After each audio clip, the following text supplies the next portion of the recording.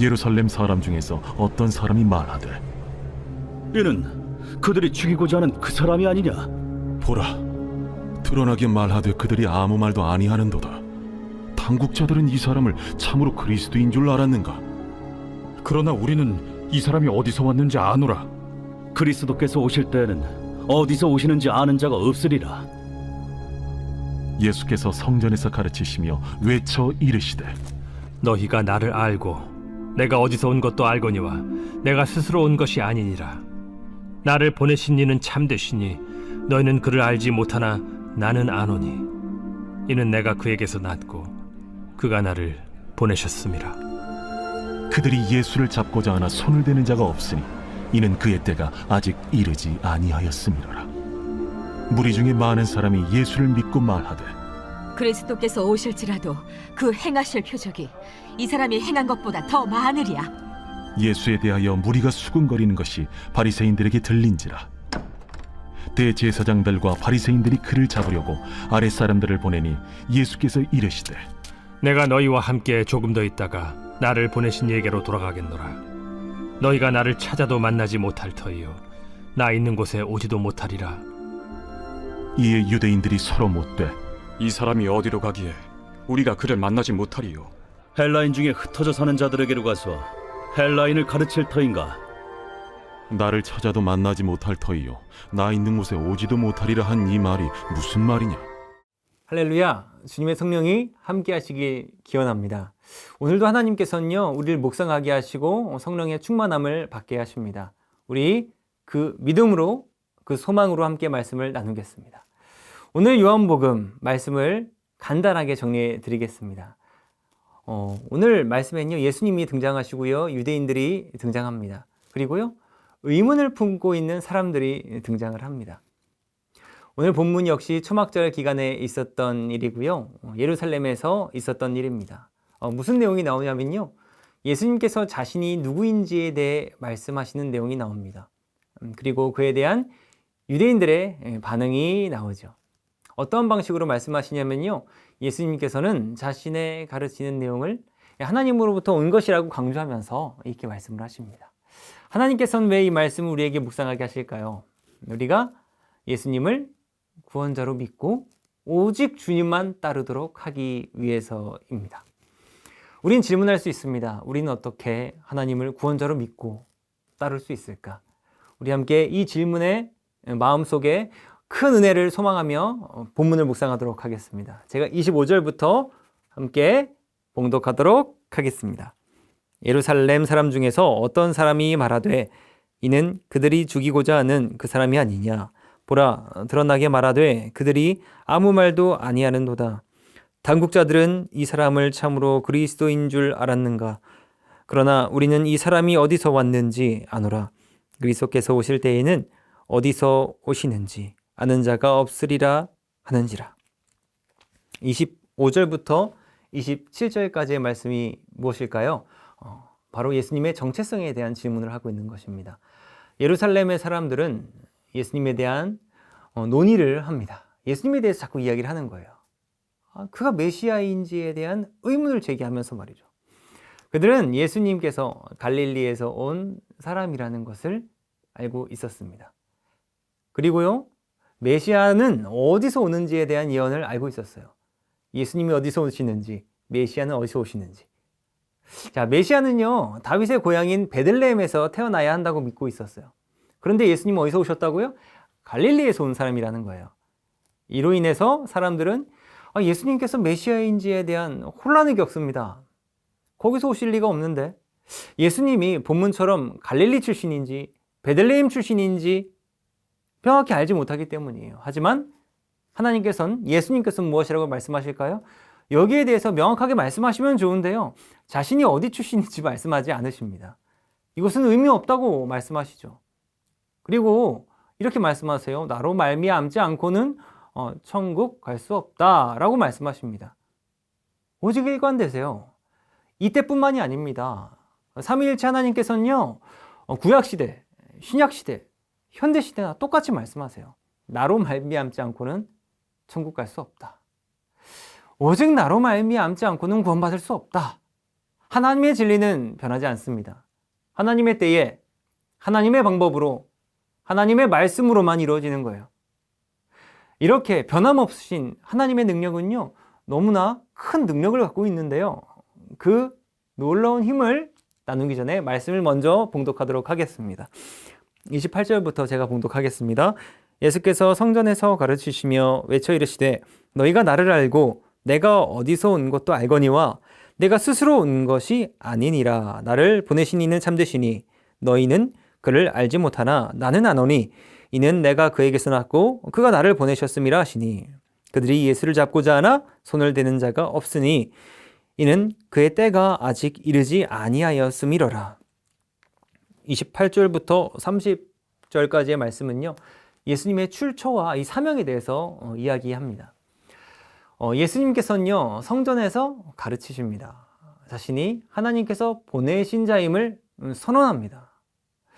자신의 출처가 자신이 하늘에서 온 것임을 말씀하시죠. 자신을 보내신 분을 확실히 알고 있다고 선언하는 것입니다. 사람들은요, 예수님을 잡으려고 합니다. 하지만 때가 아직 이르지 않았기 때문에 사람들은 예수를 붙잡지 못했다고 본문에 나옵니다. 왜요? 하나님께서 예수님을 보내신 분이기 때문에 그들은 예수님을 잡지 못했다라고 이야기를 하는 거예요. 그 이유가 무엇입니까? 바로 삼위일체론 때문이죠. 하나님 때문에 못 잡았다는 거예요. 이것은 명백하게 삼위일체론을 지금 이야기하고 있는 것입니다. 단순한 이유가 아니에요. 삼위일체론을 이야기하고 있는 것입니다. 그리스도인의 삶은요, 이 변함없는 삼위일체 하나님의 계획대로 살게 되어 있습니다. 삼위일체 하나님의 모습은 내 삶에 지금 어떻게 나타나고 있을까요? 세상이 얻지 못하는 그 삼위일체의 하나님. 삼위일체는요, 사랑의 관계입니다. 성부, 성자, 성령, 서로 사랑하고 존중하고 완벽히 서로를 지지하는 완전한 관계를 가지고 있죠. 성부, 성자, 성령, 서로의 존재와 사역을 완전하게 지지합니다. 이 모습이 우리의 인생이 우리 삶에 그대로 나타나고 아마 있을 것입니다. 이는 하나님의 본질이 사랑이라는 것을 지금 보여주고 있는 것이에요. 우리에게 그렇게 들어오고 계신 것입니다. 요한복음 17장에서는요, 예수님께서 아버지와의 관계를 통해서 이 사랑의 본질을요, 명확하게 드러내고 계세요. 지금 우리의 삶에 삼위일체 하나님의 사랑이 들어오면 서로 사랑하는 삶을 살게 되어 있습니다. 변함없으신 그 하나님의 사랑이 가진 아주 특별한 힘인 거예요. 우리는 변함없이 그 삼위일체 하나님의 능력을 부여받아 살아야 하는데요. 어떻게 그렇게 살 수 있을까요? 본문은요, 한 가지의 중요한 실천을 요구하는데요. 우리 그 이야기를 하기 전에 말씀을 함께 봉독하겠습니다. 31절부터 제가 봉독하겠습니다. 무리 중에 많은 사람이 예수를 믿고 말하되 그리스도께서 오실지라도 그 행하실 표적이 이 사람이 행한 것보다 더 많으랴 하니 예수께 대하여 무리가 수군거리는 것이 바리새인들에게 들린지라. 대제사장들과 바리새인들이 그를 잡으려고 아랫사람들을 보내니 예수께서 이르시되 내가 너희와 함께 조금 더 있다가 나를 보내신 이에게로 돌아가겠노라. 너희가 나를 찾아도 만나지 못할 터이요 나 있는 곳에 오지도 못하리라 하시니 이에 유대인들이 서로 묻되 이 사람이 어디로 가기에 우리가 그를 만나지 못하리요? 헬라인 중에 흩어져 사는 자들에게로 가서 헬라인을 가르칠 터인가? 나를 찾아도 만나지 못할 터이요 나 있는 곳에 오지도 못하리라 한 이 말이 무슨 말이냐 하니라. 31절부터 36절까지의 말씀을 함께 읽었는데요. 예수님의 가르침과 그에 대한 반응을 아주 잘 나타내주고 있습니다. 바리새인들과 종교 지도자들은 예수님을 의심합니다. 그가 어디서 오는지에 대한 질문을 던지죠. 예수님은 하늘에서 온 것이라고 말합니다. 그리고 그들이 그를 알지 못하는 이유를 뭐라고 말하나요? 하나님을 알지 못하기 때문이라고 설명을 하는 거예요. 자, 모세를 이야기해 볼까요? 예를 들면 모세를 생각해 보면 잘 알 수 있습니다. 모세는 처음에 하나님을요, 제대로 이해하지 못하고요, 두려워했습니다. 하나님을 몰랐어요. 근데 나중에 하나님을 알고 변화되었습니다. 이스라엘 백성들을 구원하죠. 자, 사울도 예를 한번 들어보서 생각해 볼까요? 이 사울은 예수님을 알지 못하고 그리스도인들을 박해했습니다. 하지만 다메섹 도상에서 예수님을 만나고 변화되죠. 그래서 사도가 되었습니다. 우리 예수님의 제자들도 한번 생각해 볼까요? 예수님의 제자들도요, 처음엔요, 예수님이 누구인지 완전히 이해 못했습니다. 그냥 돈만 버는 사람들이었죠. 그러나 예수님과의 관계를 통해서요, 예수님께 목숨까지 바치는 사람으로 변화되었어요. 그렇습니다. 우리는요, 변함없는 삼위일체 그 하나님의 그 사랑의 능력을 받기 위해서는요, 하나님을 그 알아가는 그 깊은 관계를 만들어 가야 하는 거예요.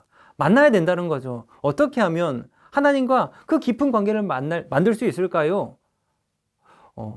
기도에 집중하셔야 됩니다. 기도에 집중하세요. 칼빈은 기독교 강요에서 기도의 능력을 이야기하는데요. 이렇게 말합니다. 기도의 능력을 이렇게 진술합니다. 기도는 하나님과의 관계를 깊게 하는 중요한 수단이다. 기도를 통해 하나님과 대화하고 그 대화를 통해 그분의 뜻을 구하며 그 뜻을 알 때 우리의 마음에 있는 모든 것을 하나님께 드린다라고 이야기를 했습니다. 요한도 마찬가지고요. 모세도 마찬가지고요. 바울도 마찬가지예요. 하나님과 대화를 하고요. 그 대화를 통해서 하나님의 뜻을 구했고요. 그 뜻을 알고 나서요. 하나님께 자신의 모든 삶을 드리는 그런 성화의 과정을 거쳤다는 거예요. 사랑하는 여러분, 하나님과의 관계를 깊게 하기 위해서 기도하셔야 됩니다. 요한은 늘 말합니다. 기도해야 하나님과 깊은 관계를 맺을 수 있다. 나의 말이 너의 안에 거해야 하고 너의 말이 나의 안에 거해야 한다. 그때 모든 구원은 살아난다. 이 변함없는 삼위일체 하나님의 능력을 반드시 모두 받으시길 바랍니다. 기도하면 하나님의 사랑을 느낄 수 있습니다. 우리 함께 기도하겠습니다. 사랑이 참 많으신 하나님 아버지, 우리가 기도로 주님께 더욱더 가까이 나아가길 소망합니다. 주님과 더욱더 깊은 관계를 갖길 소망합니다. 기도를 통해서요, 주님께 더욱 가까이 나아가길 소망하는 우리의 마음을 주님 알아주시고 우리의 목숨 바쳐 주님의 뜻을 이룰 수 있도록 주님, 우리와 늘 동행하여 주시옵소서. 우리의 기도와 늘 동행하여 주시옵소서. 우리의 인생에 기도 없이는 살아갈 수 없도록 우리의 인생을 인도하여 주시옵소서. 모든 것이 예수 그리스도의 이름으로 이루어질 수 있도록 우리 입에 기도가 문신처럼 새겨질 수 있도록 주님 역사하여 주시옵소서. 모든 것들을 주님께 간절히 구합니다. 모든 것 주께 의지하며 이 모든 간구 예수 그리스도의 이름으로 간절히 기도드리옵나이다. 아멘.